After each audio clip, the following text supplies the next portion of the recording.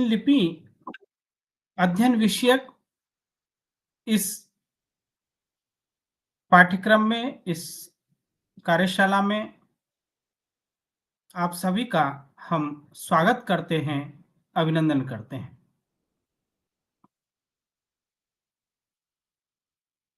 जैसा कि मुझे ज्ञात हुआ है कि आप ब्राह्मी लिपि सीख चुके हैं और भी कुछ लिपियों के विषय में चर्चा यहाँ हुई है। आज हम प्राचीन लिपियों के उद्भव एवं विकास के विषय में कुछ चर्चाएं करेंगे। साथ ही इन लिपियों का जो अंतर संबंध है उसको भी जानेंगे। ये लिपियां किस प्रकार से एक दूसरे से जुड़ी हुई हैं, कनेक्टेड हैं, और कैसे डेवलप हुई और इनका हमारे जीवन में या हमारे ऐतिहासिक दृष्टि से इनका क्या महत्व है, इन सब विषयों पर हम लोग चर्चा करेंगे। मैं पुनः आप सभी का इसमें स्वागत करता हूं, अभिनंदन करता हूं। सर्वप्रथम तो हमें ये देखना है कि जो लिपि शब्द है वह कहां से निश्रित है और उसका क्या मतलब है।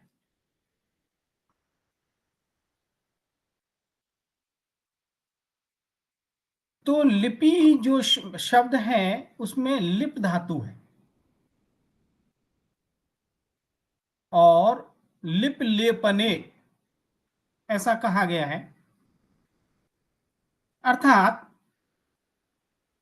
लेपन मतलब लीपना, पोतना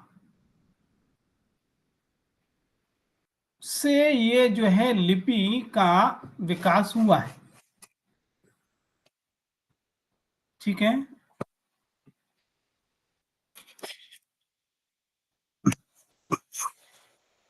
तो लिपि का जो प्रारंभिक स्वरूप है वो है लीपना पोतना। लिखना जो है लिपि का अर्थ बहुत बाद में हुआ।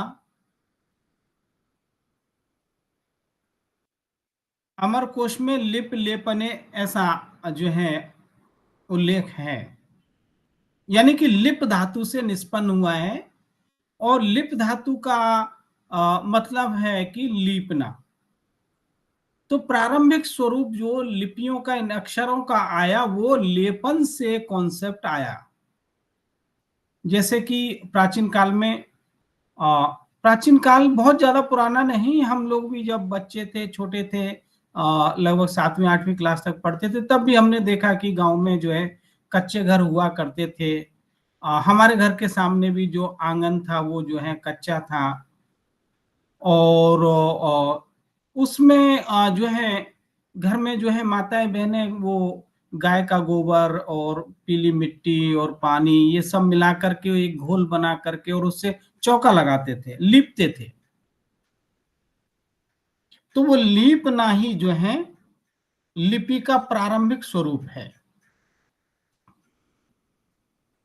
घरों में भी जो कच्चे घर होते थे तो उन पे जो है गोबर से और या चूने वगैरह से उनको पोता जाता था और उसी लीपने में या पोतने में कुछ आकृतियां बन जाती थी। जैसे घर में माताएं बहनें चौका लगाती हैं तो वो अपने हाथ से उसमें कुछ फूल जैसा, कुछ बेल बूटा जैसा ऐसा कुछ आकृति बना देंगे और उसे देख करके दूसरे और अड़ोस पड़ोस के जो महिलाएं हैं या जो परिचित हैं लोग, वो उसे देख करके पहचान लेते हैं कि इन्होंने क्या बना, किस कॉन्सेप्ट के साथ ये चौका लगाया है, इसमें क्या कॉन्सेप्ट है अथवा क्या चित्रकारी की है। और वो जो है बता भी देते हैं कि ये चौका किस महिला ने लगाया है, आपस में उनको पता है किसकी स्टाइल कैसी है।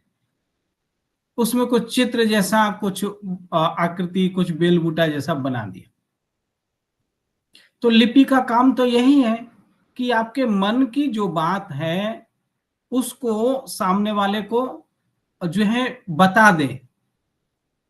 आपके मन में क्या चल रहा है, आपका जो कोई संदेश है, वो संदेश को एक लिपि के माध्यम से आप दूसरी जगह, एक स्थान से दूसरे स्थान तक, आप आपके मनोगत भाव हैं, आपकी जो भाषा है, आपकी जो वाणी है, आपके जो उद्गार हैं, उनको आप एक स्थान से दूसरे स्थान तक कन्वे कर दें, पहुंचा दें, तो वो लिपि के द्वारा पहुंचेगा।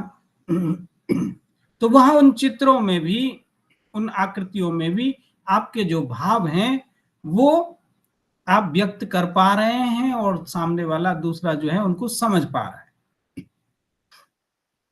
तो और यही लिपि का काम है। तो हम कह सकते हैं कि लिपि का जो प्रारंभिक स्वरूप वह है कॉन्सेप्ट लिपने पोतने से, लेपन से लिया गया, और वहां भी वो जो है संकेत, और वो फिर विकसित होते होते होते होते वो जो है अक्षरात्मक रूप में आया। कई बार जो है जब पुराने समय में विवाह, शादी विवाह वगैरह होते थे, तो घरों के दरवाजे पर कुछ जो है चित्र बना दिया, कोई डोली लेकर के कहार जा रहे हैं, उसमें वो जो है एक चित्र बना दिया। उस चित्र को देख करके ही लोग पता कर लेते थे, या गाय है, गाय का एक चित्र बना दिया, उसके नीचे बछड़ा दूध पी रहा है।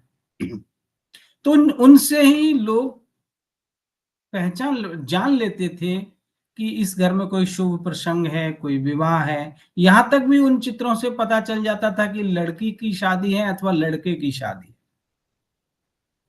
तो शुभ विवाह लिखने की आवश्यकता नहीं थी। अथवा जो है वो निमंत्रण भी दिए जाते थे, तो वो चावल को जो है पीला हल्दी लगा करके और वो जो है भेज दिए जाते थे, और उसी से जो है वो सब पता चल जाता था कि किसका विवाह है, क्या है। तो लिपि का प्रारंभिक स्वरूप जो है इस प्रकार का रहा, कुछ संकेतात्मक रहा। फिर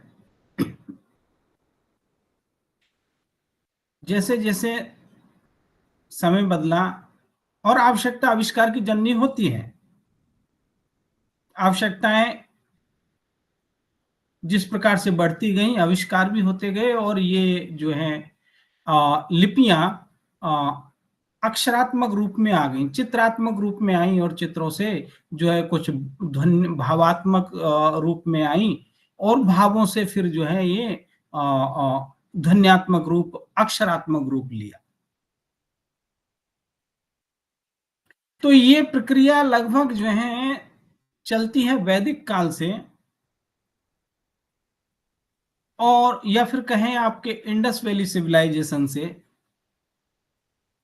और वो चलते चलते लगभग ईसा पूर्व थर्ड सेकंड सेंचुरी में वो हमें जो है अक्षरात्मक, परिष्कृत अक्षरात्मक रूप में दिखाई देती है अशोक के अभिलेखों से। तो सम्राट अशोक के अभिलेख, आप लोग ब्राह्मी पढ़ चुके हैं, आप लोगों ने उसके बारे में जान लिया होगा।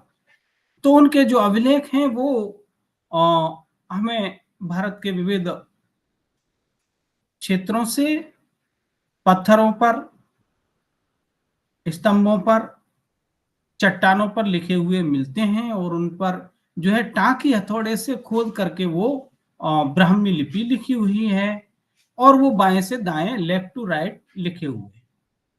ज्यादातर अभिलेख, मतलब ब्राह्मी तो सभी अभिलेख लेफ्ट टू राइट लिखे हुए हैं, लेकिन अशोक के कुछ खरोष्टी लिपि में भी अभिलेख मिलते हैं जो राइट टू लेफ्ट लिखे हुए मिलते हैं। तो एक लेखन की एक परंपरा भी हमें देखने को मिल गई, अक्षर भी देखने को मिल गए, और हमने उनको पढ़ा भी। ये समय आता ये है अशोक के समय के आसपास। उससे पहले उससे पहले और हम जाएंगे तो भगवान बुद्ध के समय तक जा सकते हैं। भगवान बुद्ध के काल में भी लिपियां रही होंगी, क्योंकि जो फर्स्ट सेंचुरी का ललित विस्तर ग्रंथ है, बौद्ध परंपरा का ग्रंथ है, उसमें कुछ प्रसंग है कि भगवान बुद्ध जब अपने गुरुजी के यहाँ पढ़ने जाते हैं और गुरुजी उन्हें कहते हैं कि हम आपको आज लिपियां पढ़ाएंगे, वो लिपि संदर्शन पर्व जो है, और वो गुरुजी कहते हैं कि लिपिशाला में जाते हैं, यानी लिपिशाला थी भगवान बुद्ध के समय, लिपिशाला थी तो लिपि भी रही होगी, लिपि का अध्ययन भी हुआ होगा, लिपि का अध्ययन हो रहा है तो लिपि लिखा भी गया होगा। और वहां ऐसा प्रसंग मिलता है कि वो जो है उनको 64 लिपियां, उन्होंने कहा कि भगवान बुद्ध ने कहा कि हाँ हम भी लिपियां जानना चाहते हैं, और इस दुनिया में अभी 64 स्क्रिप्ट्स आर जो है they are in this time, उनका अभी 64 लिपियां, और उन 64 लिपियों के नाम उल्लेख हैं, अंग लिपि, बंग लिपि, पुलिंद लिपि, कलिंग लिपि, और जो है वहाँ बहुत सारे नाम हैं, और ब्राह्मी पहले पर है, ब्राह्मी है, दूसरे पे खरोष्ठी है। तो उनका ये लिपियां इस चलन में हैं, आप कौन सी लिपि हमें सिखाएंगे? तो भगवान बुद्ध के जो गुरुजी हैं विश्वामित्र जी, वो थोड़े चिंतित भी होते हैं, आश्चर्यचकित होते हैं कि अरे ये तो बड़ा लिपि विशारद लगता है, कोई लिपि पढ़ करके आया है, ये प्रतिभावान बालक है, लिपि विशारद उन्होंने नाम उसके लिए दिया वहां। तो इससे हमें यह पता चल जाता है कि भगवान बुद्ध के समय में भी लिपियां रही होंगी, क्योंकि उनके लगभग 400 साल बाद ही ये ग्रंथ लिखा गया है। तो लेकिन उस समय का लिखा हुआ कोई भी ग्रंथ नहीं मिलता है बुद्ध के समय का, क्योंकि वहां भी जो है संगीतियों के काउंसिल्स के माध्यम से जो उन ग्रंथों को, वो भगवान बुद्ध के वचनों को संरक्षित रखा गया, एक पीढ़ी से दूसरी पीढ़ी के लिए स्थानांतरित किया गया। बुद्ध के काल का लिखा हुआ कुछ मिलता नहीं।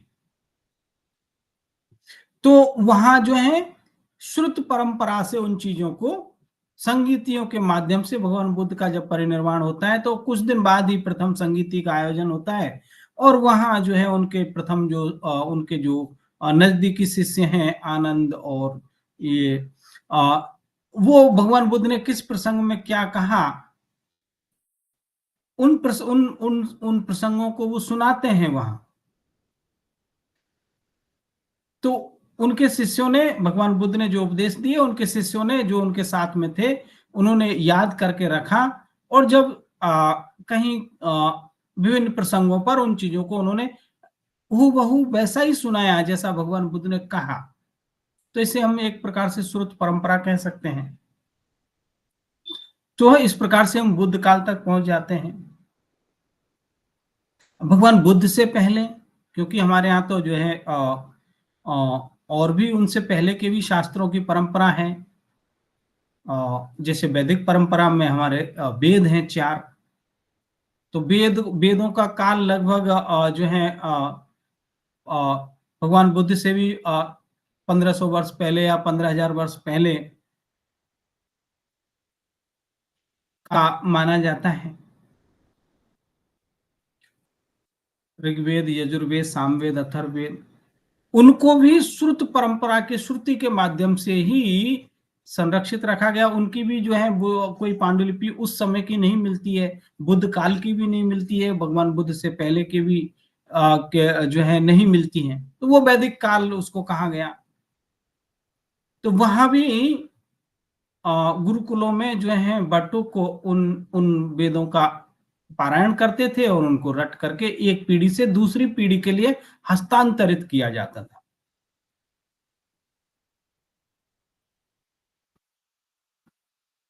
और उससे पहले भी जाएं तो आपका जो है इंडस वैली सिविलाइजेशन है, सिंधु घाटी सभ्यता के कई स्थानों से खुदाई में कुछ मोहरें मिली हैं, कुछ सिक्के मिले हैं, और उनमें कुछ अक्षर भी खुदे हुए हैं, कुछ चित्र भी बने हुए हैं। तो वहां तो हमको लिपि दिखाई दे रही है।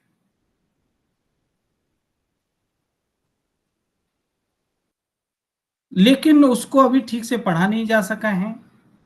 क्या लिखा है स्पष्ट रूप से कहना मुश्किल है।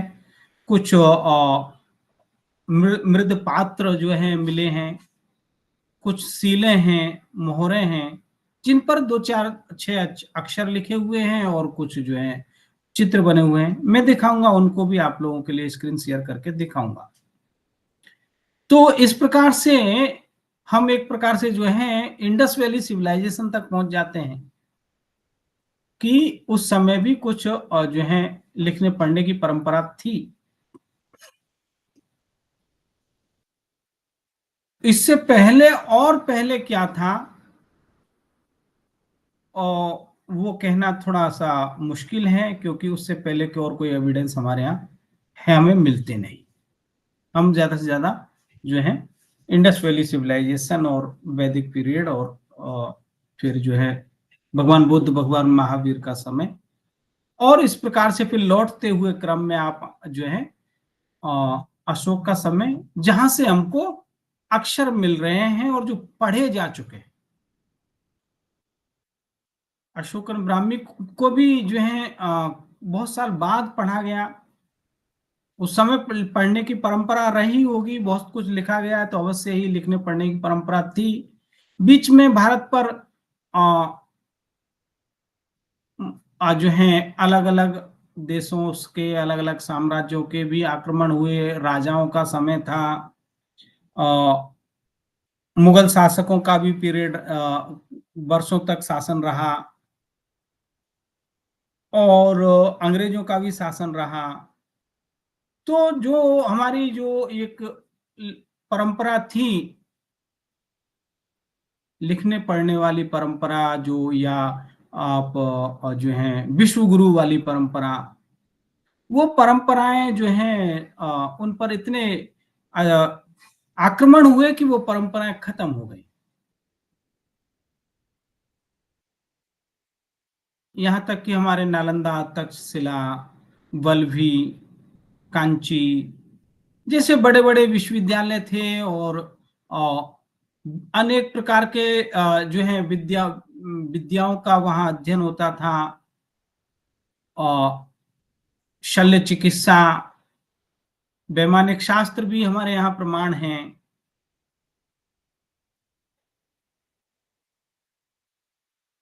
और नालंदा में तो ऐसा सुनते हैं कि वहां जब बख्तियार खिलजी ने आक्रमण किया तो जो है वहां के बड़े बड़े भंडार थे और उनको आग लगा दिया, और लाखों पांडुलिपियां वहां जल गईं।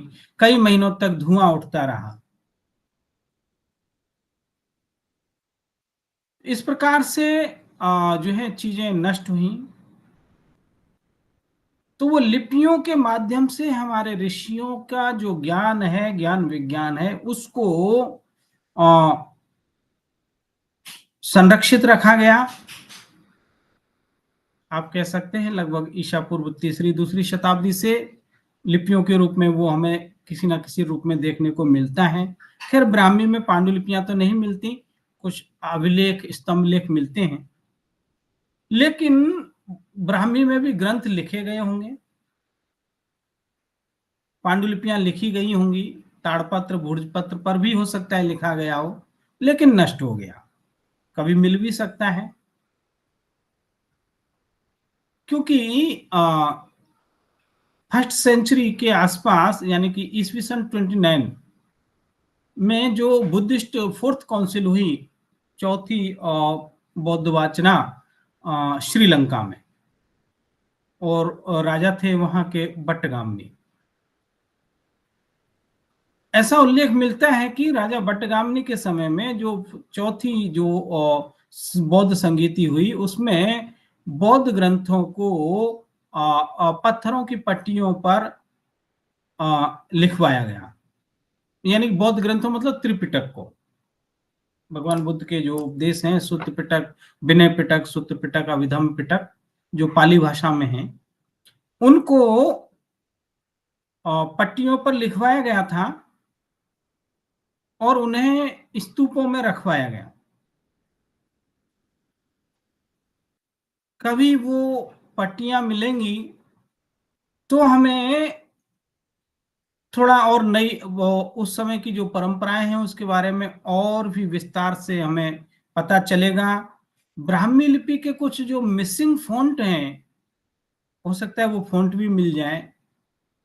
कुछ अक्षर हैं जो ब्राह्मी के अभी तक जो है अभिलेखों में हमको नहीं मिले, और हम ऐसा अनुमान लगाते हैं कि शायद जो पाली प्राकृत में अशोक के अभिलेख लिखे गए हैं, और इन अभिलेखों में पाली प्राकृत में कई अक्षर हैं जिनकी जो आवश्यकता नहीं होती है, जो संस्कृत व्याकरण में है, वो पाली में या प्राकृत व्याकरण में नहीं है, ऐसे कुछ अक्षर। तो वो जो है जैसे औ है और गौ है, तो और रिकार है, लृकार है, वो ब्राह्मी के अभिलेखों में नहीं मिलते हैं। हो सकता है उन पट्टियों में जो त्रिपिटक जहां लिखा गया उनमें शायद कुछ वर्णमाला मिल जाए या वो मिसिंग फॉन्ट मिल जाए, तो एक नया इतिहास पता चलेगा भविष्य में कभी, उन यदि वो पट्टियां मिलती हैं तो ग्रंथ लेखन का एक एविडेंस हो जाएगा कि हाँ भाई इस समय ग्रंथ लिखना प्रारंभ जो है आ, हो गया था। क्योंकि हमें जो पांडुलिपियां मिलती हैं वो तो अभी तो आप भंडारों में देखेंगे तो 9वीं शताब्दी से पहले की कोई पांडुलिपि मिलना बड़ा मुश्किल है। 9वीं की भी नहीं मिलती, 10वीं 11वीं शताब्दी के आसपास से पांडुलिपियां मिलती लिखी हुई। वो ग्रंथ तो प्राचीन हैं, लेकिन उनकी जो मैन्युस्क्रिप्ट्स हैं वो ताड़पत्र हो, भोजपत्र हो अथवा अग्रुपत्र हो, कागज पर तो लगभग 14वीं 13वीं शताब्दी से 13वीं शताब्दी से पांडुलिपियां मिलती हैं कागज पर लिखी हुई, उससे पहले की नहीं मिल रही। और लगभग 6ठी शताब्दी के आसपास से ग्रंथ लेखन के एविडेंस मिलने लगते हैं। 5वीं 6ठी शताब्दी के आसपास से ये लिपियां जो है, बहुत सारी लिपियों का भी जो है दर्शन होने लगते हैं।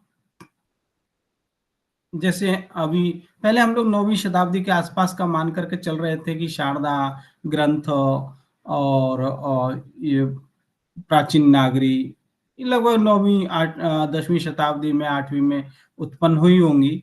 लेकिन अभी कुछ कुछ एविडेंस ऐसे भी मिले हैं कि जिनके आधार पर हम लगभग 6ठी शताब्दी तक लेकर के पहुंच रहे हैं कि शायद शारदा लिपि, ग्रंथ लिपि ये 6ठी शताब्दी के आसपास भी चलन में थी। ग्रंथ लिपि की भी लगभग 7वीं शताब्दी के आसपास की एक पांडुलिपि अभिज्ञान शाकुंतलम की मिली है, और शारदा लिपिबद्ध भी एक पांडुलिपि 6ठी 7वीं शताब्दी की जापान के जो होर्युजी विहार है वहां से प्राप्त हुई है अभिज्ञान शाकुंतलम की, जिसके नहीं अभिज्ञान शाकुंतलम नहीं, वो जो शारदा लिपिबद्ध पांडुलिपि है वो बौद्ध ग्रंथ है। उसका अभी मुझे नाम याद नहीं है, अभी मैं बताऊंगा उसका नाम। तो वो लगभग 7वीं शताब्दी के आसपास की एक शारदा लिपिबद्ध ताड़पत्रीय पांडुलिपि जापान के होर्युजी विहार में होने का उल्लेख मिलता है। अभिज्ञान शाकुंतलम की भी 8वीं 9वीं शताब्दी की शारदा लिपिबद्ध पांडुलिपि मिली है, जिसके आधार पर प्रोफेसर वसंत कुमार भट्ट सर ने अभिज्ञान शाकुंतलम का संपादन किया है, समीक्षात्मक संपादन किया है। तो इस प्रकार से हम इन अन्य लिपियों का जो है लगभग 5वीं 6ठी शताब्दी के आसपास से उद्भव कह सकते हैं, ब्राह्मी के अलावा की और जो लिपियां हैं। खरोष्ठी तो ब्राह्मी के समकालीन है। तो इस प्रकार से एक लिपियों का जो है एक विकास क्रम चलता है, और उनमें काफी साम्य है। मैं कुछ स्क्रीन शेयर करके भी उन चीजों को आपको दिखाना चाहूंगा। मेरी आवाज ठीक से आ रही है ना? जी सर। जी, जी। आपका कुछ प्रश्न हो तो आप प्रश्न भी पूछ सकते हैं। और मैं नहीं स्क्रीन सर, शेयर। कुछ लिखित सामग्री होगी तो। जी, बिल्कुल, मैं स्क्रीन शेयर कर रहा हूँ, आप लोगों को दिखाता हूँ।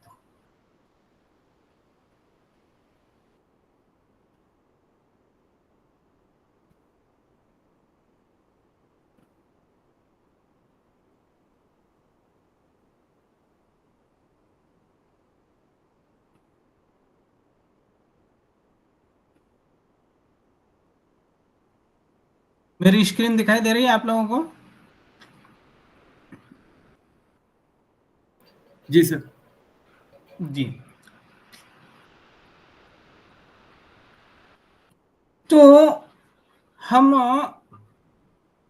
भारत में सभी लिपियों का उद्भव ब्राह्मी से मानते हैं। इसलिए ब्राह्मी को समस्त लिपियों की जननी कहा गया है। और हम कुछ लिपियां पढ़ते समय देखेंगे भी कि किस प्रकार से वो लिपियां ब्राह्मी से निकली। इस ब्राह्मी समस्त लिपियों की जननी कहा गया, माता है, और अन्य लिपियां उससे निकली हैं, जिनमें चाहे वो गुजराती हो, गुजराती काफी मॉडर्न है, मराठी हो, अथवा मराठी तो देवनागरी में ही लिखते हैं, शारदा है, ग्रंथ है, तमिल, तेलुगु, मलयालम, मैथिली, अनेक विध जो लिपियां हैं वो ब्राह्मी से निकली हैं। और इसलिए ब्राह्मी को भारत की समस्त लिपियों की जननी कहा गया। और लिपि का जैसा मैंने बताया कि आप जो है अमरकोश में लिखिताक्षर संस्थाने लिपि लिवि रुभे स्त्रियों, तो यहां लिपि को स्त्रीलिंग बताया गया है कि लिपि और लिवि। लिपि के लिए लिवि शब्द भी प्रयोग हुआ है, स्त्रीलिंग में है, अमरकोश में उल्लेख है। पाणिनीय व्याकरण में भी लिपि, लिवि और लिपिकर जैसे शब्दों का प्रयोग हुआ है।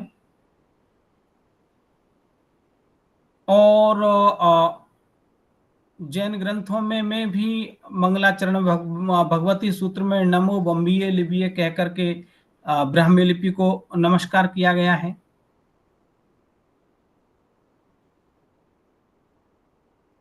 पाणिनीय सूत्र, उणादि सूत्र, शब्दकल्प, द्रुम, अमरकोश, इनमें जो है ये लिपि लिपि ऐसा प्रयोग मिले हैं। और इस लिपि का जो उद्गम है वो एक प्रकार से हाथ कह सकते हैं। लिपि, और कई बार हमारे विद्यार्थियों को लिपि और भाषा में जो है अंतर करने में भी कठिनाई हो जाती है। वो देवनागरी लिपि में लिखे हुए पाठ को भी वो जो है हिंदी लिपि में लिखा हुआ है ऐसा कह देते हैं, लेकिन हिंदी नाम की कोई लिपि नहीं है, वो देवनागरी लिपि में है। तो हिंदी क्या है? भाषा है। तो भाषा मुख से निसृत होगी। मुख से निसृत जो ध्वनि चिन्ह है वो भाषा है। और भाषा को दृश्य रूप में स्थायित्व प्रदान करने वाले यादृच्छिक वर्ण प्रतीकों की परंपरागत व्यवस्था लिपि है। भाषा को दृश्य रूप प्रदान करेगा लिपि। तो ये आप जो है लिपि और भाषा के अंतर को जान लें। लिपि का उद्भव विकास में जो होता है तो चित्रलिपि से, फिर भावलिपि और ध्वनि लिपि, इस प्रकार से इसका विकास हुआ। मैंने चर्चा भी की इसकी। तो हम देखते हैं थोड़ा चित्रलिपि और भावलिपि के विषय में। जो हमें इंडस वैली सिविलाइजेशन से जो कुछ एविडेंस मिले हैं, यहाँ ये जो है चित्रलिपि के नमूने इन्हें कह सकते हैं। ये देखिए ऊपर में मेरा कर्सर भी दिखाई दे रहा है आप लोगों को? जी सर। जी। तो ये उल्टा तीर जैसा बना हुआ है, तीन जो है लंबी लाइनें खड़ी पाई, और एक सीधा जो है एक पिरामिड जैसा बना हुआ है। ये कुछ अक्षर हैं। और एक एक जो है एक बुल के जैसी आकृति है, एक चित्र भी है, उसके सामने भी यहाँ कुछ जो है चित्र है। तो ये हमें प्राचीनतम स्वरूप जो है लिपि का प्राप्त होता है, और अभी तक इसको 100% ठीक से पढ़ा नहीं जा सका है। इसको हम जो है चित्रलिपि का रूप कहेंगे। तो हमारे यहाँ प्राचीनतम स्वरूप जो है लिपि का ये है। यहाँ कुछ अक्षर हैं। खैर, इनमें जो ये त्रिकोणाकार है आकृति, ये आपके ब्राह्मी में ये है, ठीक है। और जो ये तिरछी रेखाएं, आड़ी रेखाएं, जो लंबी रेखा खींची हुई हैं, ये ब्राह्मी में रौ के लिए प्रयुक्त हुए हैं। और ये जो उल्टा तीर जैसा है, ये य के लिए भी प्रयोग हुआ है। अब यहां ये क्या लिखा है या ये अक्षर क्या है, यह एक शोध का विषय है। इस पे गंभीर रिसर्च की आवश्यकता है।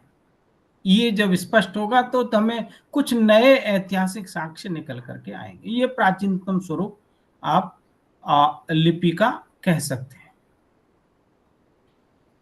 उसके बाद अशोकन जो ब्राह्मी है वो अक्षरात्मक रूप में आ जाती है। अब यहाँ तो हमको ये भी नहीं पता है कि इसको लेफ्ट टू राइट पढ़ना है या राइट टू लेफ्ट पढ़ना है, इस इंडस वैली सिविलाइजेशन की स्क्रिप्ट को, क्योंकि वो उसका कोई शब्द बनेगा तब जाकर के पता चलेगा। और इसको ब्राह्मी को जो है पढ़ लिया गया है, पता चल गया है कि लेफ्ट टू राइट लिखी जा रही है। 3rd century. तो ये ब्राह्मी पत्थरों पर खोद करके लिखी हुई है। इसकी आकृति भी बड़ी सरल है, खड़ी पाई पड़ी पाई से ये लिखी जाती है। तो यहाँ आप एक चित्रात्मक आकार देख लिए, और ब्राह्मी में आप जो है एक अक्षरों का एक स्वरूप देख लिया, व्यवस्थित स्वरूप।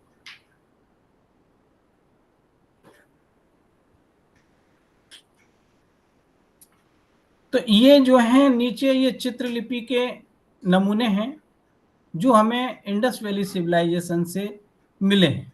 एक गोल चक्र जैसा है, एक जो है ये फलक जैसा है, एक ऐसा मछली जैसा, और इस प्रकार का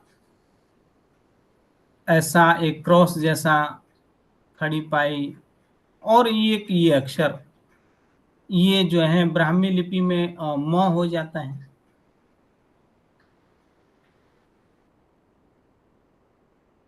और हमें जो पुराने लिखे हुए जो साक्ष्य ब्राह्मी के हैं, आप एक अभिलेख देख सकते हैं कि यहाँ ये स्तंभ लेख है जिस पर अक्षरों को टाँकी हथौड़े से खोद करके लिखा हुआ है।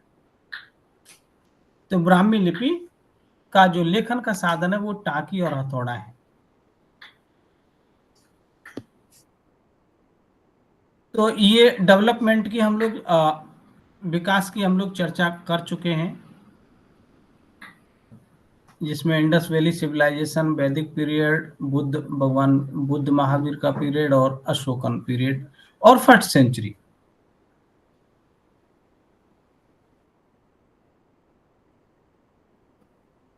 अशोक के अभिलेखों में दिल्ली टोपरा का जो अभिलेख है वहां पर लिखा हुआ मिलता है कि यंग धम्मलिपि अत अथि शिलाथंबानि वा शिलाफलकानि वा तत् कटविया एन एस चिलथितिके सिया। तो वहां पर सबसे पहले तो ये देखना है कि धम्म लिपि, लिपि शब्द है, धम्म शब्द है। अशोक के किसी भी अभिलेख में आज हम जिसे ब्राह्मी नाम दे रहे हैं, ब्राह्मी अशोक के लिपि बता रहे हैं, अशोक के किसी भी अभिलेख में ब्राह्मी शब्द का प्रयोग नहीं हुआ। वहां उन्होंने धम्म लिपि, धम्म लेख, मतलब धम्म लिपि का मतलब वो उनकी जो उन अभिलेखों की जो लिपि है वो धम्म लिपि है, ऐसा भी नहीं कहा उन्होंने। उन्होंने उन अभिलेखों को धर्माभिलेख, धर्म मतलब आचरण धारण करने वाले जो है धारयति इति धर्मः, तो वहां उन्होंने उनको धम्म लिपि ऐसा नाम दिया है, धम्माभिलेख नाम दिया है। तो उसका मतलब है कि वो अशोक के जो उसके शासन के, उसके साम्राज्य के जो सिद्धांत हैं, जिन्हें उनके अनुयायियों को धारण करना चाहिए, फॉलो करना चाहिए, उनको उन्होंने उन अभिलेखों पर लिखाया है और उसको नाम उन्होंने धम्म लिपि ऐसा कहा है, धम्माभिलेख। तो अब ये जो अशोक के अभिलेखों में जो लिपि मिल रही है, यही ब्राह्मी है या ब्राह्मी कोई अलग है, या फिर अशोक के अभिलेखों में जो लिखी हुई लिपि मिल रही है ये कौन सी लिपि है, ये भी एक अच्छा रिसर्च का विषय है। इस पर भी शोध होने की आवश्यकता है, क्योंकि कई विद्वान जो है आजकल ऑब्जेक्शन करने लगे हैं कि नहीं, ये तो कुछ लोग इसको जो है धम्म लिपि कहने लगे हैं कि नहीं, ये ब्राह्मी नहीं है, धम्म लिपि है।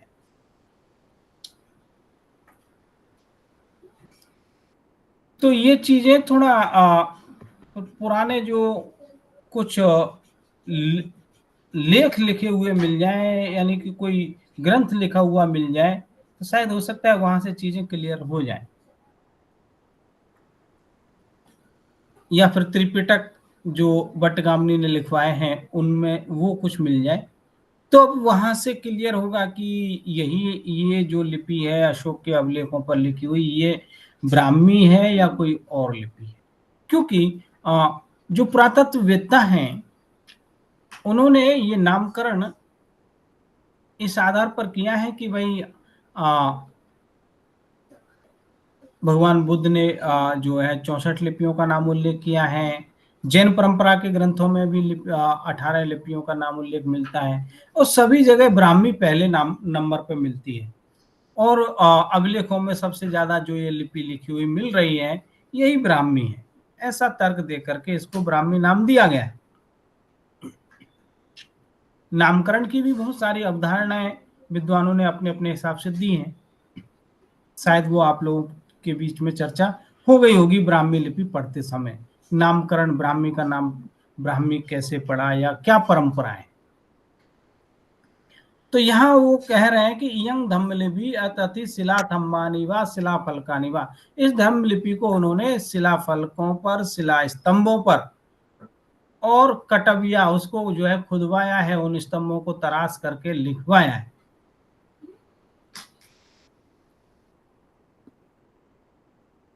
और इन अभिलेखों के, अशोक के अभिलेखों की जो भाषा है, प्राकृत, पाली और संस्कृत, संस्कृत के कुछ शब्द हैं, ज्यादातर प्राकृत का प्रयोग है और 20% 30% पाली है।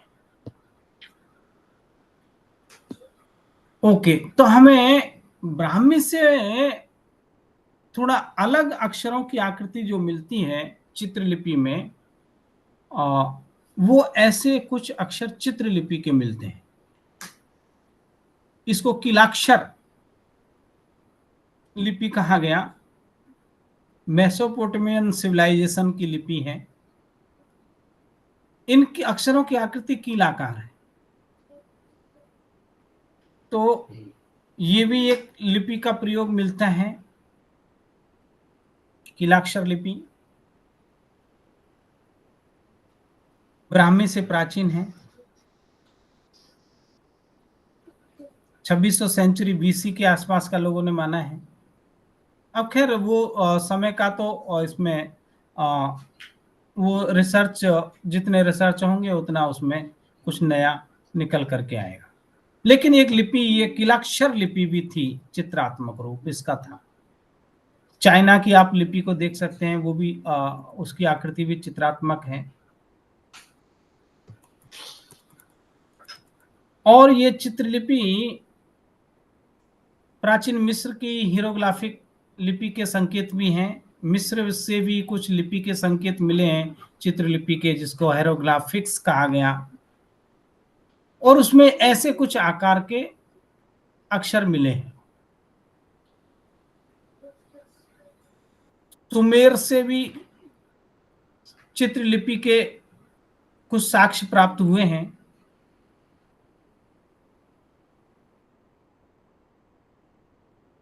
सदन इराक से कुछ जो है चित्र मिले हैं जिनमें इस प्रकार के अक्षर हैं। और ऐसे ही फिर जो चीन की लिपि है उसमें सूर्य के लिए ही इतने सारे प्रकार के जो है चित्र मिलते हैं। सूर्य का जो है क्रमिक विकास। अब चित्रलिपि की समस्या यही है कि एक ही चित्र जो है कई शब्दों का, कई भावों का जो है को व्यक्त करता है, लेकिन जो अक्षरात्मक लिपि है वो आपको जो है एक ही ध्वनि देगी। एक कहीं कहीं भी कभी भी उसको पढ़िए, उसका जो एक ध्वनि है वही ध्वनि आपको, वही संकेत आपको हर समय मिलेगा। चित्रों को जो पढ़ने वाला है वो अपने हिसाब से उनको जो है अलग अलग अर्थ निकाल सकता है। एक और लिपि का प्रकार मिलता है जिसको सूत्र लिपि अथवा रज्जु लिपि कहा गया। ये भी एक लिपि का स्वरूप है जिसमें अक्षरों को ऊपर से नीचे लिखा गया है और वो आकृति जो है रस्सी के जैसी हो गई। तो ऐसा जो है पेरू से जो है कुछ लिपि के साक्ष्य, ये सूत्र लिपि के या रज्जु लिपि, रज्जु अर्थात रस्सी के जैसी आकृति के लिपि का प्रकार मिला है। अब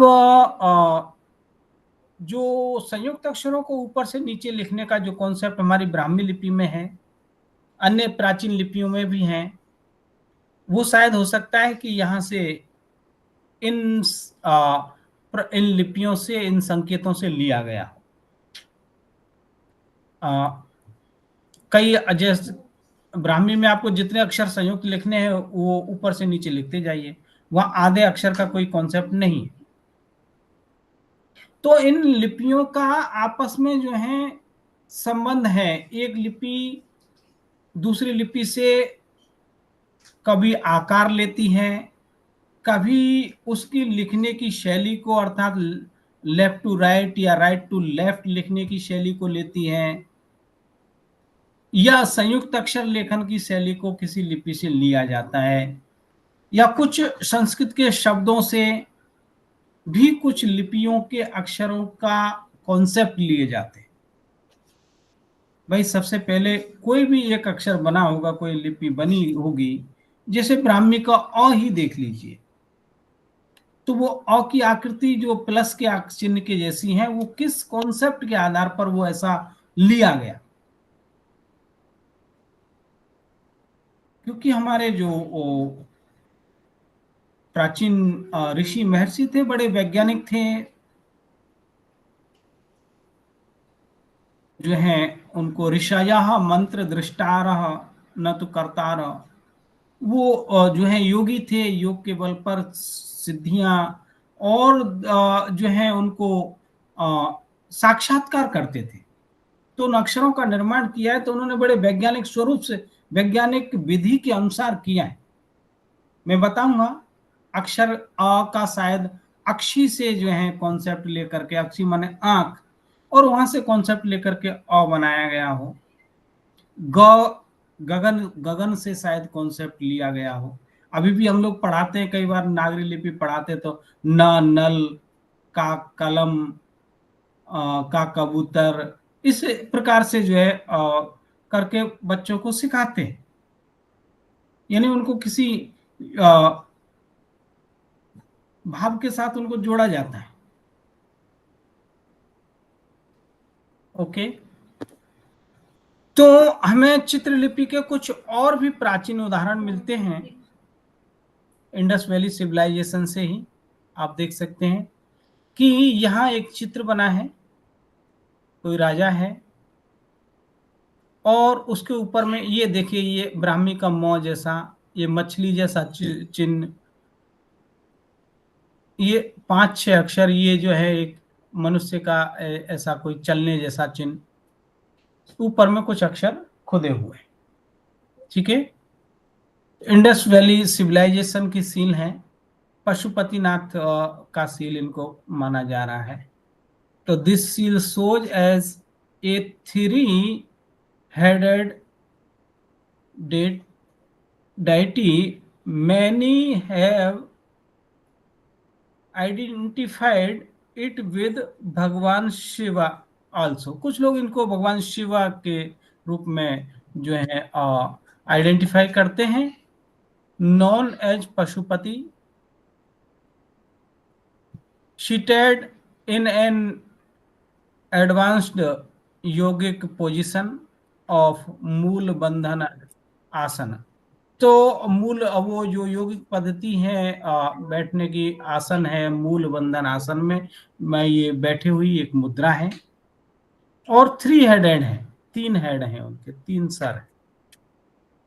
यहाँ कुछ कोई हिरन जैसा कोई जो है पशु की आकृति है। इधर भी राइट साइड में भी एक कोई आकृति है। एक तो इस प्रकार का जो है चित्र भी है, अक्षर भी है।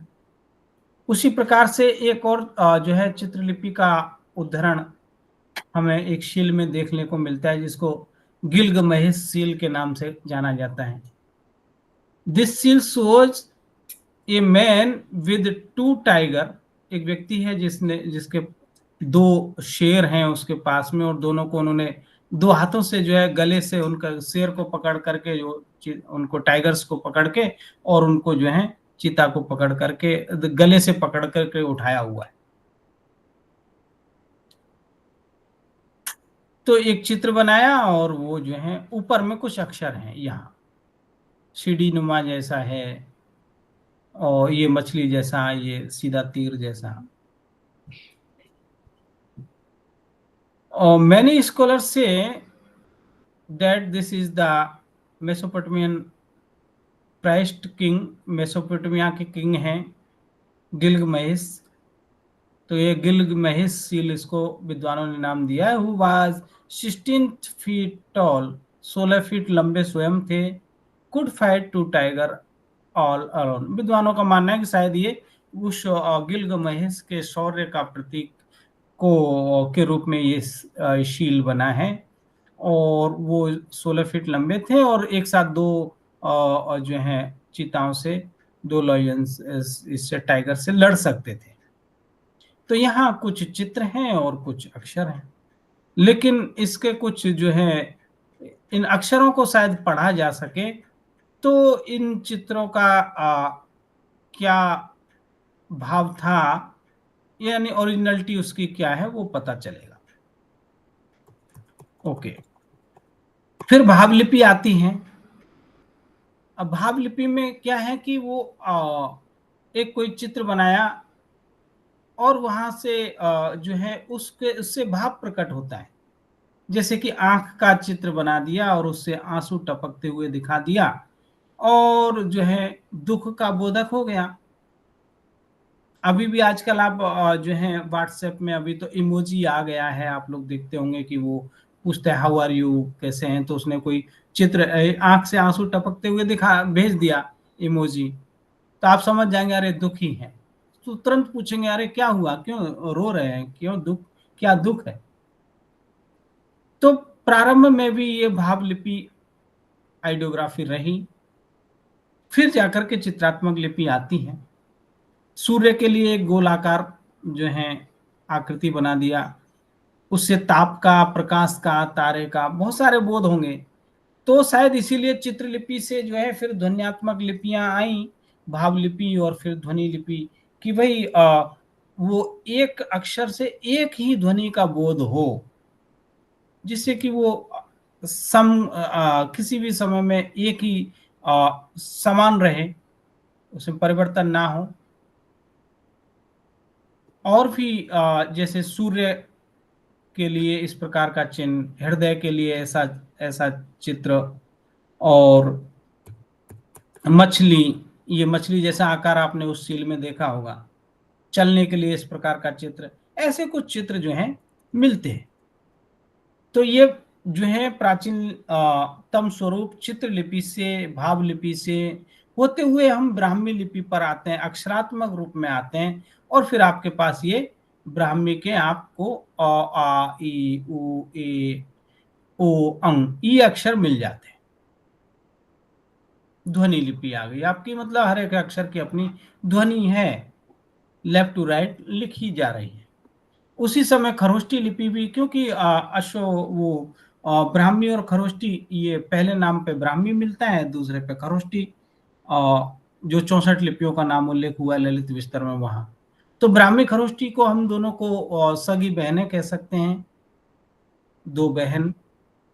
उसी प्रकार से नागरी और शारदा को हम दो बहन कह सकते हैं। शारदा लिपि तो बड़ी बहन है, नागरी उसकी छोटी बहन है। और तो ये ब्राह्मी लेफ्ट टू राइट और खरोष्टी हमको राइट टू लेफ्ट लिखी हुई मिलती है, ये दाएं से बाएं लिखी जाती है। तो शायद जो अरबी पर्शियन या उर्दू की जो परंपरा है वो राइट टू लेफ्ट लिखने वाली, वो खरोष्टी जैसी है। बाकी भारतीय लिपियां जो हैं उन सब की परंपरा लेफ्ट टू राइट ब्राह्मी के जैसी है। ब्राह्मी लिपि का, अब यहाँ ब्राह्मी और खरोष्टी दोनों को देख सकते हैं आप। ये ब्राह्मी लिपि पत्थर से खोद करके लिखी हुई है। सारनाथ का जो पिलर है, सारनाथ स्तंभ, वहां की ये जो है प्रतिकृति है। 322 बीसी, और भगवान बुद्ध ने सारनाथ से जो है धर्म चक्र प्रवर्तन जो किया था, पहला उपदेश सारनाथ में ही दिया। तो वहां ये अभिलेख है, ब्राह्मी में लेफ्ट टू राइट लिखा हुआ पत्थर पर टांकी हथौड़े से।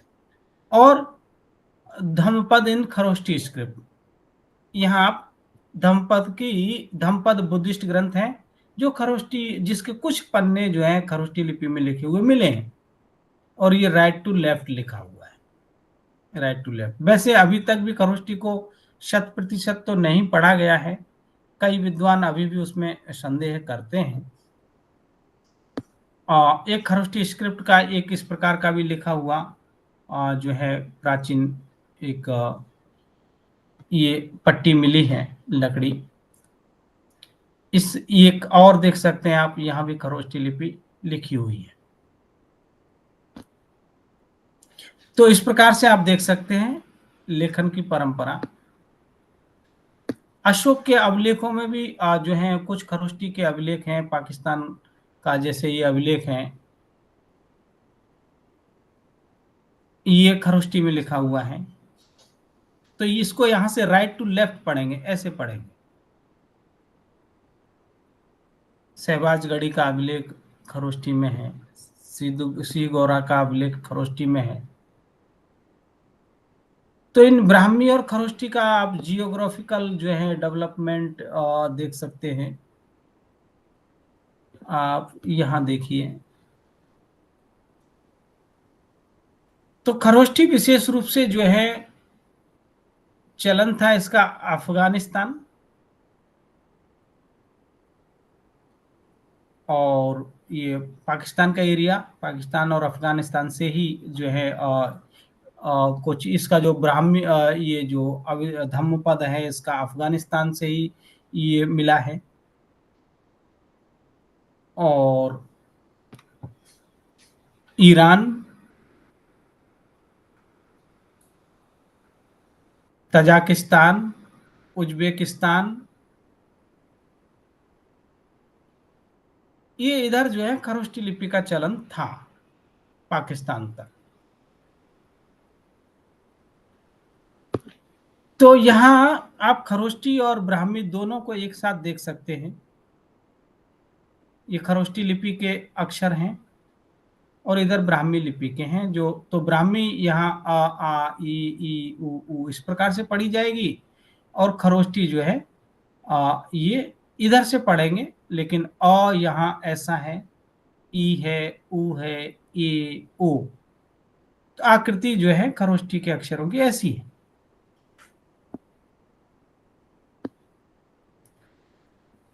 अब हमें लेखन परंपरा के कुछ साहित्यिक प्रमाण भी मिलते हैं।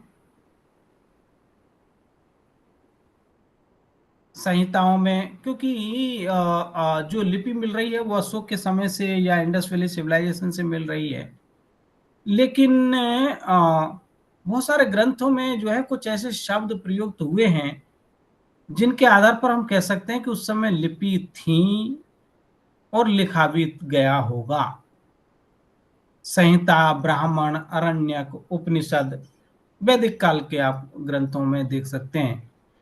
तो संहिताओं में जो है पंक्ति, पंक्ति शब्द है, पंक्तिम, द्विपादी, त्रिपादी शब्द हैं, मिलते हैं। छंद के लिए ये शब्द प्रयुक्त होते हैं, और छंद है तो छंद आप कुछ मात्राएं होंगी, कुछ ह्रस्व होंगे, कुछ दीर्घ होंगे, तब जाकर के आप छंद की गणना करेंगे, तो अक्षर होंगे। लिपि के बिना इसकी कल्पना संभव नहीं है। परवर्ती ब्राह्मण, उपनिषद तथा वेदांगों में भी लिपि के बारे में जानकारी मिलती है। तैत्तिरीय संहिता में मात्रा, बल, संधि, स्वर, ऊष्म, स्पर्श, घोष, अघोष आदि शब्दों का प्रयोग मिलता है। तो ये प्रयोग अक्षर के बिना संभव नहीं है। अर्थात संहिता काल में, अरण्यक काल में भी जो है ये शब्द प्रयोग मिल रहे हैं उन ग्रंथों में, श्रुत परंपरा से मिल रहे हैं। तो अवश्य ही इनके लिए संधि है। संधि किसकी करेंगे? दो, कोई स्वर की संधि, व्यंजन की संधि करेंगे तो वो होने चाहिए। शतपथ ब्राह्मण, काटक संहिता में वाणी को लिपिबद्ध करने का स्पष्ट उल्लेख, वहां जो है वाणी को लिपिबद्ध करने के लिए भी उल्लेख मिलते हैं।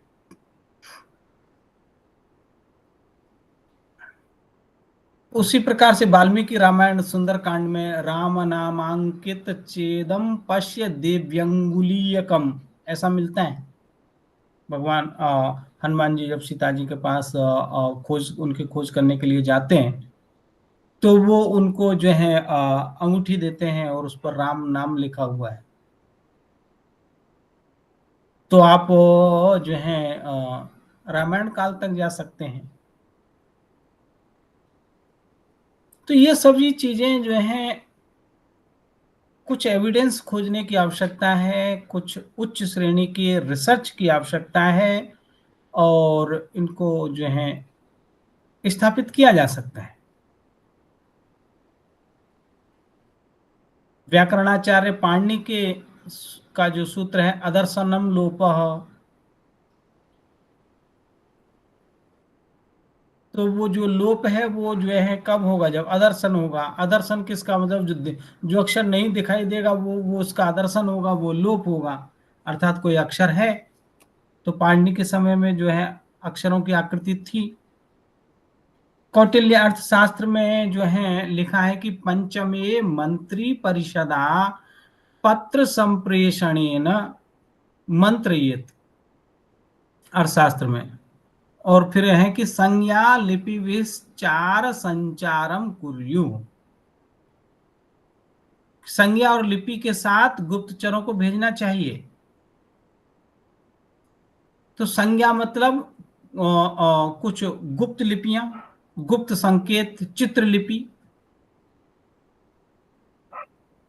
संज्ञा, लिपि, लिपि कुछ वो जो है अक्षर।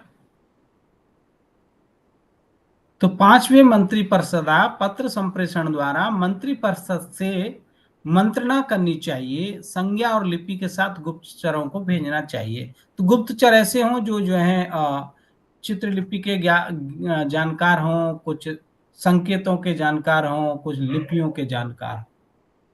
अर्थात चाणक्य के समय में जो है कौटिल्य अर्थशास्त्र में जो ये प्रयोग हो रहा है, तो उस समय लिपि है, चित्रलिपि भी है और अक्षरात्मक लिपि भी है।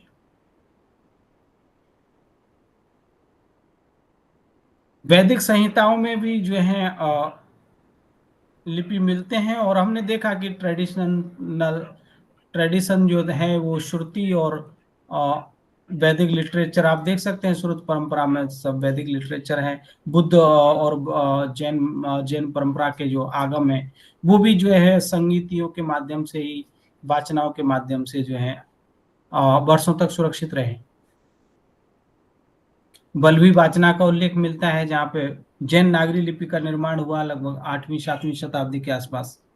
देवर्षि गणि क्षमा श्रवण के समय में वो, और उनके नेतृत्व में वो वाचना हुई थी। तो भारत की प्राचीन लिपियों के विषय में अब कौन कौन सी लिपियां मिलती हैं, इनको देखते हैं हम लोग। ग्रंथों में, कुछ ग्रंथों में इनके लिपियों के विषय में क्या उल्लेख मिलता है। तो जैन ग्रंथ है एक संवायांग सूत्र और पन्नमणा सूत्र, इनमें 18 लिपियों का वर्णन मिलता है। ये 18 प्रकार ब्राह्मी लिपि के लेखन विधान के नाम से जाने जाते हैं। तो वहाँ ब्राह्मी लिपि के लेखन विधान, ब्राह्मी लिपि के लेखन के अलग अलग 18 प्रकार के रूप में, और वो प्राकृत में वहां लिखा है कि बम्बीणं लिपिये 18 लिख विहाने पढ़ते। ब्राह्मी लेखन के 18 प्रकार विधाएं थी।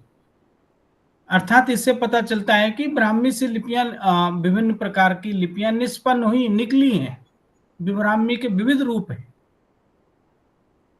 बम्बीणं लिपिये 46 माऊ कखा अखरा समवाय। माऊ यखरा मतलब मात्राक्षर। तो ब्राह्मी लिपि में 46 मात्राक्षरों का समवाय है, 46 अक्षर, अर्थात उस समय 46 अक्षर ब्राह्मी में थे। तो ऐसा जो है समवायांग सूत्र में ये उल्लेख मिलता है। और जो ये लिपियां 18 लिपियां हैं, इनमें बम्भी, जवनानी, बम्भी मतलब ब्राह्मी, जवनाली, दोसापुरिया, खरोठी, खरोठी मतलब खरोष्ठी, पुखर सारिया, भोगबाइया, पहाराइया, पहाराइया मतलब पहाड़ीय लिपियां, पहाड़ी क्षेत्र की लिपियां, उप अंतरिक्षिया, अक्षर पिटिया। अक्षर पिटिया का मतलब है कि अक्षरों को जो है ताम्र प्लेट वगैरह पे जो है उन प्लेटों को पीट पीट करके उस अक्षर को उभारा जाता है, ऐसी कोई लिपि। तेवड़ैया, गिराहैया, अंक लिपि, अंक लिपि भी थी, गणित लिपि। और अंक लिपि का अभी भी जो है कुछ पांडुलिपियां मिली हैं, जो जहाँ पे जो है श्री भूवलय में भी अंक लिपि का प्रयोग हुआ है। सिर्फ संख्याएं लिखी हैं, और संख्याओं के आधार पर आप वहां से जो है उनको श्लोक बना सकते हैं। उसको जो है ग्रंथ को आप जो है कटपयादि के आधार पर उनको, उन संख्याओं से को अक्षरों में परिवर्तित करके पूरा जो है आप ग्रंथ आपका वहां निकल करके आ जाएगा। तो अंक लिपि, गणित लिपि, गंधर्व लिपि, आदंश लिपि, माहेश्वरी लिपि और दामितनी तथा पुलिंदी लिपि, ऐसा ये 18 लिपियां हैं। उसी प्रकार से जैसा मैंने ललित विस्तार में लिपि संदर्शन पर्व में जो ये 64 लिपियां हैं, वहाँ वो प्रसंग ऐसा है कि भगवान बुद्ध जो हैं जब लिपि सीखने जाते हैं तो कहते हैं कि कतमाम में भो उपाध्याय लिपिम शिक्षापयसी। ये उपाध्याय आप मुझे कौन सी लिपि, कौन सी लिपियां सिखाएंगे। और विश्वामित्र जी इस प्रश्न के उत्तर में आचार्य विश्वामित्र कहते हैं कि ये शाम, वो 64 लिपियों का नाम भी बताते हैं। तब वो कहते हैं ये शाम अहम नामधेयम लिपीनाम न प्रजानामि तत्रैष शिक्षिता संतो लिपिशाला उपागत। वह शिक्षित संत नाम दिया सिद्धार्थ को, भगवान बुद्ध को। तो लिपि जानना मतलब शिक्षित होने का जो है अप्रमाण है। वक्त्रम चास्य ना पश्यामी मूर्धानम तस्य। मैं इसको जो है सिर्फ ये सन्यासी है और या बालक है ऐसा ना देखूं, वस्त्रों से जो है मैं इसका आकलन नहीं करूं, बल्कि इसके ज्ञान को देखूं। लिपि विशारद है। शिक्षित से कथम ही एनम लिपि प्रज्ञाय पारगम। ये तो पहले से लिपियों का जानकार है, मैं से क्या सिखाऊं। और भगवान बुद्ध के द्वारा जो 64 लिपियों के नाम उल्लेख हुए हैं वो ये हैं: ब्राह्मी, खरोष्टी, पुष्कर सारी, अंग लिपि, बंग लिपि, मगध लिपि, मांगल्य लिपि, मनुष्य लिपि, अंगुलीय लिपि, शकारी लिपि, ब्रह्मवल्ली लिपि, द्राविड़ लिपि, कनारी लिपि, दक्षिणी लिपि, उग्र लिपि, संख्या लिपि, अनुलोम लिपि, ऊर्ध्वधनु लिपि, दरद लिपि, खास्य लिपि, चीन लिपि, हूण लिपि, मध्याक्षर विस्तार, पुष्प लिपि, देव लिपि, नाग लिपि, यक्ष लिपि, गंधर्व लिपि, किन्नर लिपि, नाग, यक्ष, गंधर्व सबकी लिपियां हैं। महोरग लिपि, असुर लिपि, गरुड़ लिपि, मृग चक्र लिपि, चक्र लिपि, तो चक्र जैसी आकृतियां हैं। अब आपने देखा कि जो इंडस वैली सिविलाइजेशन में तो कुछ चक्र जैसे बने हुए हैं।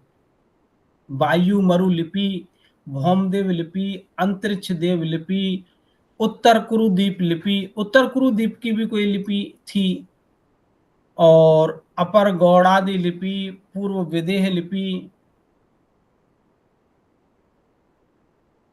उच्छेप लिपि, निक्षेप लिपि। उच्छेप, निक्षेप, विक्षेप, प्रक्षेप जो है ये सब हमारी शिक्षण विधियां हैं। मनोविज्ञान में अगर आप लोगों ने पढ़ा होगा तो वहां इसके उल्लेख मिलते हैं।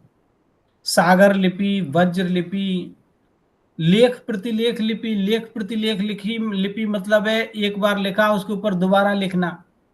जैसे आजकल कंप्यूटर में डबल टाइप वाला सिस्टम आ गया है, एक बार टाइप कीजिए उसी मैटर को फिर से दोबारा से उसके ऊपर टाइप कीजिए, जहां गलती होगी वहां वो स्वयं जो है आपको आपको बताएगा कि देखो यहाँ पहले आपने ये लिखा था, अभी आप ये लिख रहे हैं। मतलब प्रूफ रीडिंग की फिर आवश्यकता नहीं है, बस टाइप दो बार कर दीजिए उस लिखे हुए उसी पाठ को, तो जहां गलतियां होंगी वहां वो स्वयं बता देगा। तो लेख प्रतिलेख लिपि। अनवृत लिपि यानी लिपि के ऊपर भी लिपि लिखना। आप देखेंगे वो रंजना लिपि है वो तो लेख प्रतिलेख लिपि ही है, ऑर्नामेंटल लिपि है। एक अक्षर में दूसरा, दूसरे में तीसरा, चौथा अक्षर खुदा हुआ है। जो आपके इनकी जो मंत्रों या जो है की लिपि हैं, ओम ह्रीम क्लीम, ऐसा वो लेख प्रतिलेख लिपि जैसे ही हैं। अनवृत लिपि, शास्त्रावर्त लिपि, गणावर्त लिपि, उच्छेपावर्त लिपि, विक्षेपावर्त लिपि, पाद लिखित लिपि, और द्विरुत्तर पद संधि लिखित लिपि, दशोत्तर पद संधि लिखित लिपि, विमिश्रित लिपि। विमिश्रित लिपि मतलब यहाँ जो है ये एक प्रकार से कोडिंग लिपि ही है। इसमें कई लिपियों के अक्षर आपको एक साथ जो है आ, आ, एक ही लेख में लिखे हुए मिल जाएंगे। ऐसे अभी मुझे भी कुछ पांडुलिपियां मिली हैं जिनमें जो है कई एक साथ अक्षर कई लिपि में हैं। कुछ अक्षर ग्रंथ लिपि के हैं तो कुछ तमिल लिपि के हैं। सर्वरुत संग्रहणी लिपि, विद्यानुलोम लिपि, अध्याहारिणी लिपि, ऋषि तपस्व लिपि, धरणी प्रेक्षणी लिपि, सर्वौषध निस्यंद लिपि। यहाँ ये शायद आयुर्वेद के लिए कोई लिपि हुई होगी। सर्वौषध निस्यंद लिपि है, औषधियों का वर्णन है। सर्वसार संग्रहणी लिपि, सर्वभूत रुद्रग्रहणी लिपि। तो इस प्रकार से 64 लिपियों का वहां उल्लेख हुआ है। मातृकाओं का नामकरण परंपरा, जैसे मैंने बताया कि वो अक्षर किस प्रकार से आए होंगे। जैसे ई शायद इंद्रिय विकल, तो इंद्रिय से आया। ई इति उपद्रव बहुलम, ये भगवान बुद्ध के जो है के समय के हैं कि बोधिसत्व मातृकाओं का जब वर्ण वाचन करते हैं, पढ़ते हैं, तो वो अ उच्चारण करते समय जो है अ से संबंधित जो है, मतलब इससे शब्दकोश बढ़ जाएगा। अ कहने पर एक व्यक्ति अ कहेगा, दूसरा कहेगा अनित्य शब्द सर्व संस्कार। तो हमारे शास्त्रों की जो सिद्धांत हैं उनका भी हमें ज्ञान हो जाएगा और उस अक्षर का बोध भी हो जाएगा। ओ कहने पर ओघोत्तर शब्द, ऐ ऐर्यापथ, उ उपद्र बहुलम। तो इस प्रकार से जो है शब्दकोश रटने के लिए भी जो है शब्दकोश की वृद्धि के लिए भी इन अक्षरों का भी ज्ञान होता था। इस प्रकार से भी पढ़ाया जाता था। आजकल हम अ से अनार, ई से इमली करते हैं, पढ़ाते हैं। पहले जो है वो जो है शास्त्र सम्मत शब्दों को उन अक्षरों के साथ, वर्णों के साथ जोड़ करके उनको भी रटा दिया जाता था। वर्णक समुच्चय में भी 18 लिपियों का नाम उल्लेख मिलता है, जिसमें उड्डी लिपि, वो शायद उड़िया क्षेत्र की लिपि, कीरी लिपि, चाणक्य लिपि, जखा लिपि, जवनी, तुर्की, द्राविड़ी, नाड़ी, निमित्री, पारसी, मूलदेव, रक्षसी, लाडली, सिंधवैया, मालविणी, हंस लिपि, जवना लिपि, दमली, हंस लिपि का भी उल्लेख मिलता है। और एक शंख लिपि के भी जो है कुछ साक्ष्य मिले हैं। जबलपुर मध्य प्रदेश में जो जबलपुर की पहाड़ियां हैं, वहां पर कुछ बड़े बड़े अक्षर शंखाकार, वो शंख जैसी आकृतियां मिली हैं। तो वो अक्षर जो है शंख लिपि के अक्षर हैं। विशिष्ट आवश्यक सूत्र में और 18 लिपियों के लिए जो है हंस लिपि, मूल लिपि, जखातट लिपि, रखी लिपि, उड्डी लिपि, जवनी लिपि, तुर्की लिपि, किरी लिपि, द्राविड़ी लिपि, सिंधवैया, मालवणी, नड़ी लिपि, नागरी लिपि, यहाँ नागरी लिपि का भी उल्लेख आपको मिला। लाड़ लिपि, पारीसी लिपि और तह अनिमितीय लिपि, चाणक्य लिपि, मूलदेव लिपि। तो यहाँ इतने प्रकार के जो लिपियों के उल्लेख हमारे शास्त्रों में मिलते हैं। मैंने यहाँ इनको विशेष रूप से आप लोगों को इसीलिए बताया है कि हमको एक आइडिया रहे कि हमारी लिपियों की परंपरा कितनी प्राचीन है और कितने सारे लिपियां हमारे राष्ट्र में चलन में थी, लेकिन आज उनकी क्या स्थिति है। तो आप लोग ये इन चीजों को पढ़ रहे हैं, प्राचीन लिपियों, पांडुलिपियों को, तो इस चीज का भी आपको जो है एक पता रहना चाहिए, जिससे कि हमारा जो वैभवशाली इतिहास है लेखन का, वो जो है जीवित रहे। जवनानी मतलब यवनों की लिपि, यवनानी से शायद यवनानी से जवनी और जवनानी ऐसा शब्द आया। यवनान लिप्याम इत्यपि वार्तिकम, तो इसका जवनानी का जो है एक वार्तिक है जो यवनान लिप्याम, यवन लिपि। तो इन लिपियों के जो है जो किन किन निर्माता भी कोई हो रहे होंगे। अलग अलग देशों में अलग अलग परंपराएं हैं और वो इनके लिपियों के जो है आविष्कारक अलग, कुछ लोग भगवान को मानते हैं। ज्यादातर लोगों ने किसी न किसी भगवान के साथ उनको जोड़ करके लिपियों को परंपराओं को माना है, लेकिन मानव सर्जित है। जैसे चीनी विश्वकोश फावनसुवी जो है इस प्रसंग में कहता है कि लेखन का आविष्कार 3 देवीय शक्तियों ने किया। इनमें पहला देवता फन अर्थात ब्रह्मा, जिन्होंने ब्राह्मी लिपि का आविष्कार किया जो बाएं से दाएं लिखी जाती है, ये चीनी विश्वकोश कह रहा है। और कियालू, जिनको खरोष्ट कहा गया, उन्होंने खरोष्टी लिपि का आविष्कार किया जो दाएं से बाएं लिखी जाती है। और तीसरी सबसे कम महत्वपूर्ण दैवीय शक्ति तामस्की, जिनके द्वारा आविष्कृत लिपि ऊपर से नीचे लिखी जाने वाली। तो ये बताता है कि पहले दो देवता जो है भारत में उत्पन्न हुए और तीसरा चीन में। तो ये 688 ईस्वी के आसपास का ये चीनी विश्वकोश है, वहां ऐसा उल्लेख मिलता है। अलग अलग राष्ट्रों के जो साहित्य है उनमें अलग अलग प्रकार की परंपराएं मिलती हैं। भाषा के उद्भव के बारे में प्राचीन मान्यता यह है कि इसे ईश्वर ने बनाया है। इसी प्रकार सारे संसार के अधिकांश धार्मिक व्यक्ति यही मानते हैं कि लिपि को भी ईश्वर ने बनाया है, क्योंकि जो बात मनुष्य नहीं जानता वह भगवान जानता है, ऐसा हमारे यहाँ परंपरा है। यही कारण था कि प्राचीन काल में प्रत्येक देशवासी अपने किसी तत्कालिक देवता को ही लिपि का जन्मदाता मानते थे। तो किस देश ने किस देवता को लिपि का जन्मदाता माना है, यह मैं थोड़ा चर्चा करना चाहूंगा। जैसे कि मिस्र की हीरोग्लिफिक्स लिपि है और वो मानते हैं कि थॉट ने उसका निर्माण किया। मेसोपोटामिया की किलाक्षर लिपि, उनका कहना है कि नेबू इसके जन्मदाता हैं। चीन की चीनी लिपि जो वेनचांग को इसका जो है जन्मदाता मानते हैं। इसराइल का हिब्रू लिपि जिसके लिए देवता जेहोवा को मानते हैं। फिनिशिया की उत्तर सेमेटिक लिपि जिसके लिए कैडमस को जो है देव माना गया। ग्रीस की ग्रीक लिपि इसके सर्जक हर्मिस को माना गया। रोम की रोमन लिपि इसके सर्जक मरकरी को लोग मानते हैं।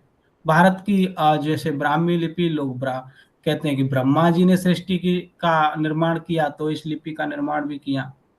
कुछ लोग जैन परंपरा के लोग कहते हैं कि नहीं, भगवान ऋषभ देव ने जब असी मसी कृषि का सिद्धांत दिया तो मसी के सिद्धांत के तहत एक लिपि भी उन्होंने अपनी बड़ी बेटी को सिखाई, वो ब्राह्मी लिपि थी, क्योंकि उनकी बड़ी बेटी का नाम ब्राह्मी था, उसके आधार पर उसका नाम ब्राह्मी पड़ा। कुछ लोग कहते हैं कि ब्राह्मण लोग लिखने पढ़ने का काम करते थे, शायद इसलिए वो लिपि का नाम ब्राह्मी पड़ गया। तो ये भी एक जो है रिसर्च का विषय है। ये खाली सिर्फ कयास हैं, हकीकत क्या है ये कहना अभी भी जो है मुश्किल है। अरब में जो है अरबी है, वो उसका जन्मदाता अल्लाह है।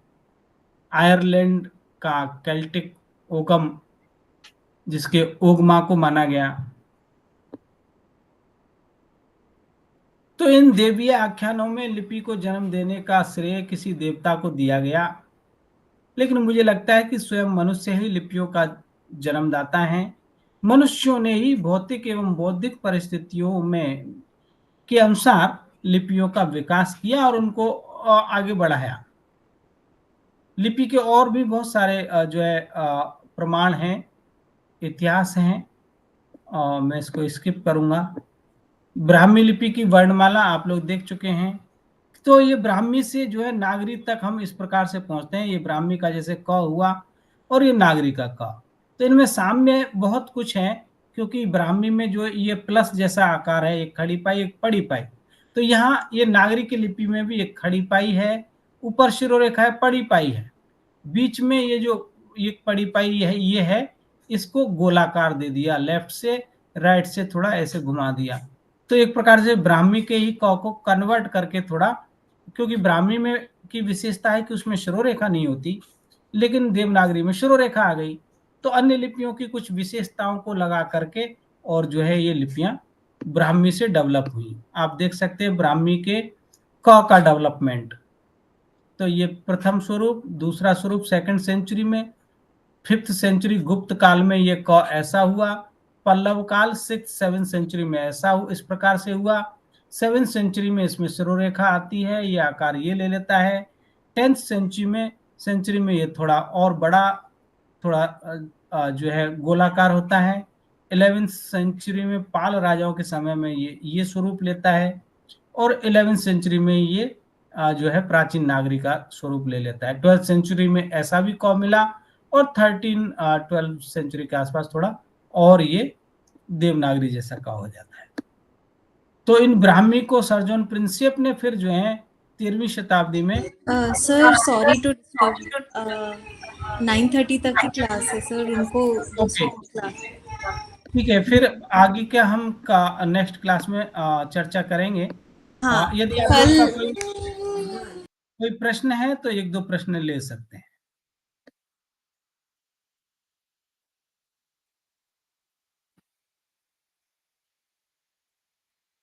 3 मिनट लेट से क्लास शुरू हुई है। यदि कोई प्रश्न है तो आप पूछ सकते हैं, और यदि कोई प्रश्न नहीं है तो हम लोग आगे की चर्चा कल करेंगे।